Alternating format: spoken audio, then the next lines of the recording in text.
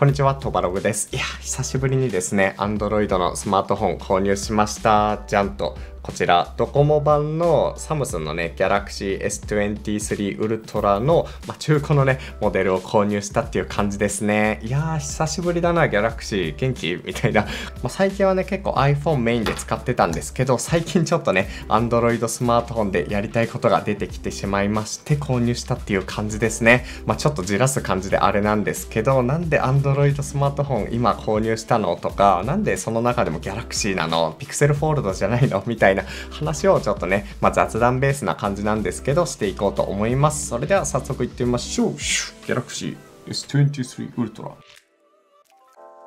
はい、というわけで改めて今回購入したのがドコモ版のね Galaxy S23 Ultra ですね。最近ね SIM フリー版が発表されて7月6日だったかな、そのぐらいに発送されるっていうのでちょっとね迷ってたんですけど、ジャンパラでね中古のいい感じのやつが17万円ぐらいで売ってたので、価格差7万円とかあるし中古でいいかっていうところでちょっとねドコモ版のものを購入しています。箱を見る限りめちゃくちゃ綺麗ですね。でかつこっちはね後で紹介しようと思ってるんですけど、純正ケースですね。正直この純正ケースがあるからこの端末を選んだって言っても過言ではないぐらいすごいね好みの感じのシリコンケースで、これもね紹介していこうと思います。いや楽しみすぎる。早速ね開封していこうと思うんですけど、このねパッケージめちゃくちゃ良くないですか？このちょっとねアイコニックな感じのなんかデフォルメされた23ウルトラがねここに乗っかってる感じですね。というわけで開封、ボン。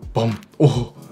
いい。スレート型の本当に板っていう感じですね。なんか質感日に日にというか年々高くなってる気がしますね。ギャラクシーめちゃいい感じ。 iPhone12 シリーズとかのなんかちょっとね白と言いつつもクリーム色とかちょっとねスターライトっぽいようなそういう感じのカラーリングになってますね。で今回もねこのドコモのロゴめちゃくちゃ主張が強いですね。本当はもうここにさメーカー名とかそういうのが入ってほしいんですけど、そして謎のフェリカマークがちょっとずれた場所にあって、これまでね使ってたモデルはサムスンとか絶対入ってなくてギャラクシーって入ってたんですよ。だけど今回サムスンって入ってる。 K-POP とか最近ね韓国のそういうものが人気になってきたからできるだけ社名も押し出そうみたいなそういう感覚なんですかね。いや久しぶりのギャラクシーなんですけどめっちゃ質感高くてすごいいい感じですね。トバログで言うと結構ね多分iPhone ユーザーっていうイメージが強いかなと思うんですけど、実はね iPhone 使い始めたというか iPhone メインにしだしたのはここ2年ぐらいで、それまではずっと Android を使ってたんですよ。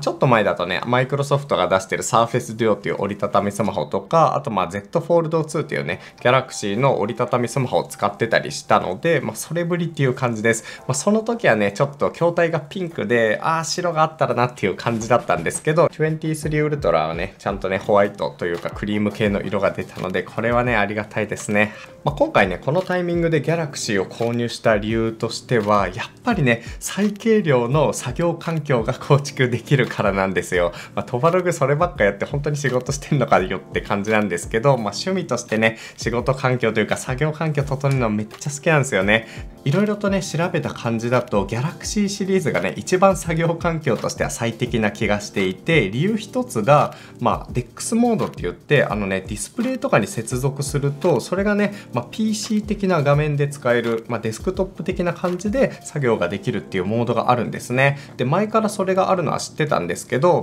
今までねあんまりモニターとか別で持ち歩くなら PC 持ち歩くわみたいな感じだったんですが、なんとね最近ねトバログがハマっている AR グラスをこうやって装着して有線のケーブルでこれにね挿すと DeX モードをそのままねこの AR 空間で使うことができるんですよ。今までねディスプレイが必要だったのがこのサイズ感でちょっとしたポケットとか本当にショルダーバッグとかに入れてこのまま、本当に作業環境として完結するのが最高にクールだなと思ってまずねそれを試してみたかったっていうのがあります。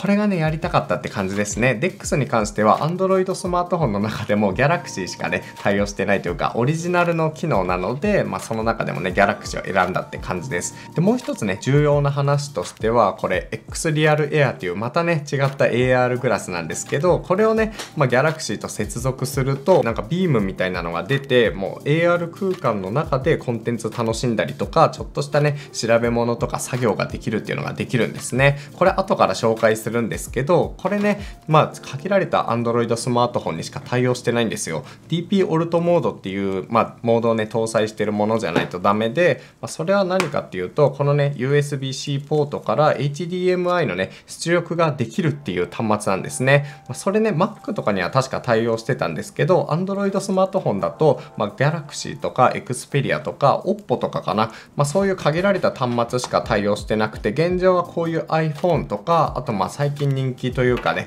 気になってる人も多い Pixel Fold とか Pixel シリーズでは使用ができないんですね。なので、その中で DeX モードもあるし、こういうね AR グラスとかを最大限活用できるならやっぱりGalaxy にしようかなっていうところで、今回この Galaxy S23 Ultra を購入したっていうわけです。いやトバログ本当にこうやって話してるとどこに向かってんだって話ではあるんですけど、本当に人間のね未来としてはやっぱりできるだけ物は少なく、だけど作業環境はねすごいがっつり、ちゃんとしたものがあるみたいな方向がやっぱり理想的じゃないですか。そこに向かってどれがね最適解なんだっていうのをね最近模索するのが楽しくて、こういうね Windows のめちゃコンパクトな PC とかも使ったりしてるんですけど、やっぱりスマートフォン1個でこれとこれ持ってけば完結できたら最高だなっていうところで、こういう方向でね今進んでいます。はい、ちょっとね話が長くなっちゃったんですけど、 Galaxy のね話に戻ろうと思います。スペックとかの話ですね。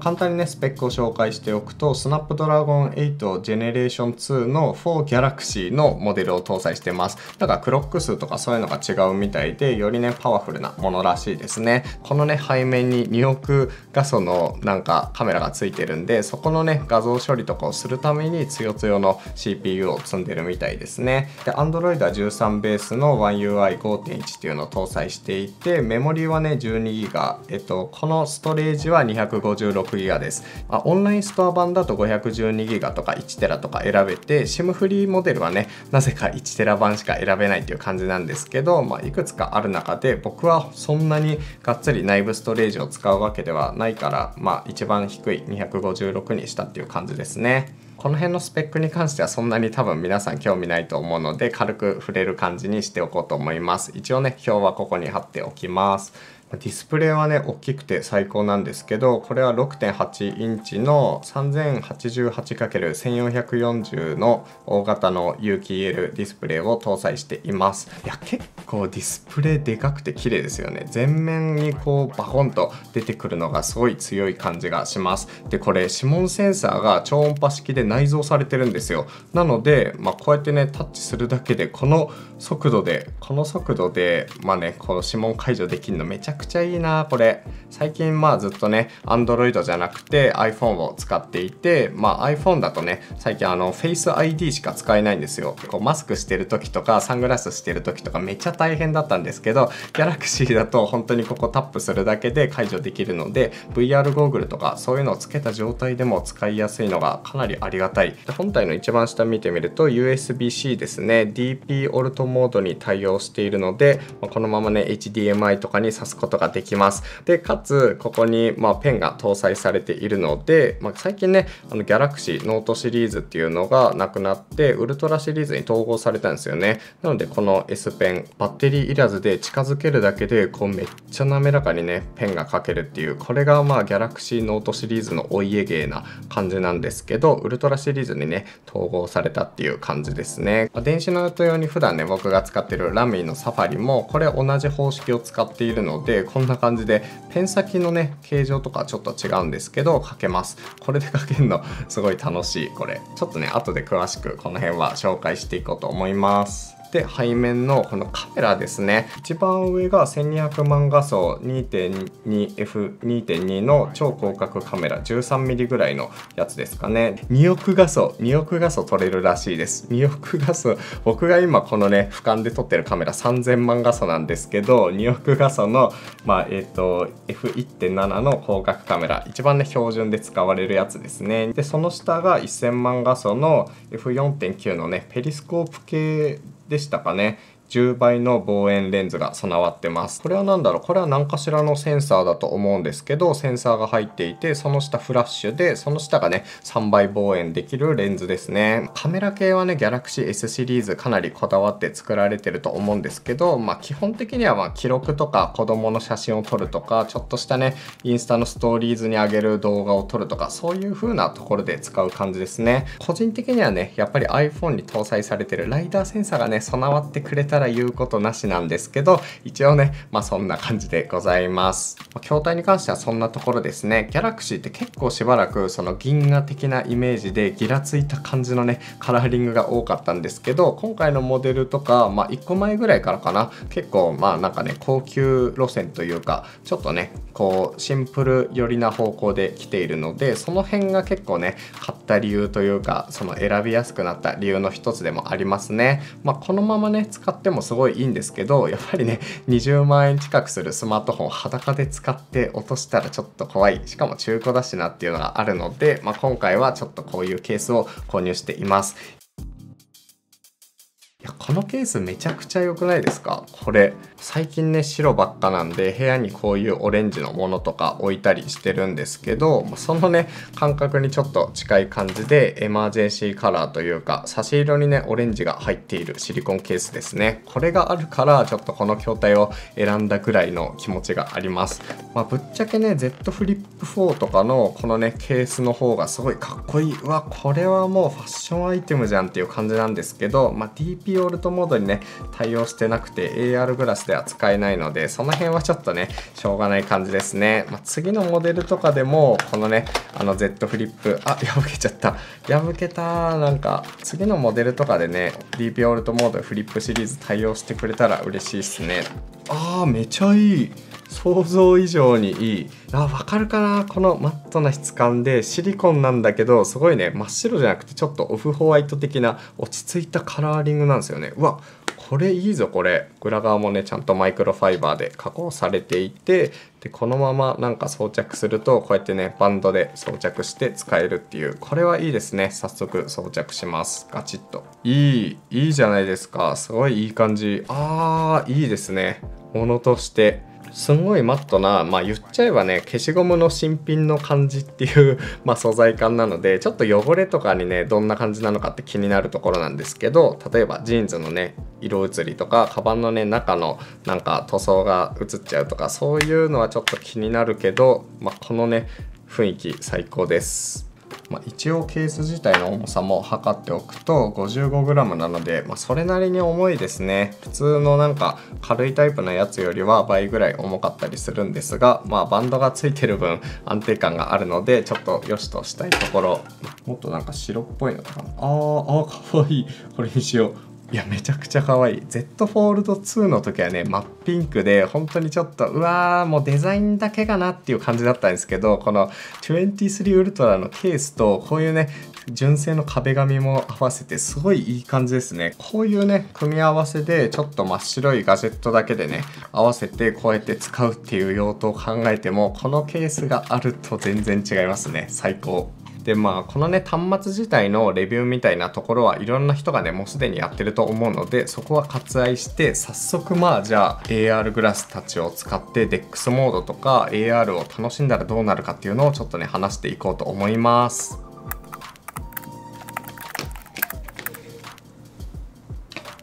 めちゃくちゃミニマルで真っ白な作業環境なんですけど、これ数年後にはもうトレンドというか当たり前になってるんじゃないかなみたいな感じの作業環境ですね。これにこうやってペンを足してもいいし、あと実際に使うならこの有線のケーブルも必要って感じですね。めちゃくちゃミニマルじゃないこれ。うわー、これちょっと早く試したいわこれ。でこれをこうやってガシッと置くとこの手のひらに収まる感じで大画面で結構キビキビ作業ができるっていう、そういうね未来が僕を待ってくれています。サイズ感もめちゃコンパクトだし、重さも結構軽いんじゃないかな。軽いですね。 623g。iPad と比べちゃうとちょっとね重たいかなって感じはあるんですけど、どっちにしろこういうスマートフォンは持ち歩く必要があるので、それをね抜いたこの状態だと、335g って感じですね。何よりこの物立ちのミニマルさがめちゃくちゃ最高です。というわけで早速、DeX モードをねオンにして使っていきたいと思います。DeX モードをオンにする前に一応ねこの折りたたみキーボードはもうすでにペアリング済みなので、このまま一応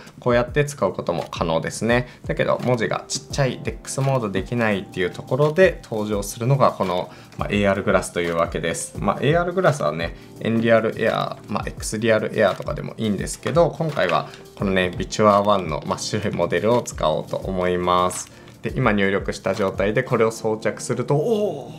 はいっていう感じなんですけど、サイズ的にはねこのぐらいですかね。目の前に27インチのディスプレイがある感じで、このデスクトップが今表示されてるって感じです。ちょっとね AR 越しだと見づらいんですけど、こんな感じで空中にねデスクトップっぽい画面が浮かんでますね。これは結構いいぞ。これ本当にパソコンみたいで、こうやってぬるぬるとカーソル操作をするとこんな感じで、Google とか動かせる感じですね。ちょっと AR グラスは個人で使うのにはめちゃくちゃいいんですけど、画面共有本当に難しいので、普通にねディスプレイを一旦使ってちょっとねキャプチャーしていこうと思います。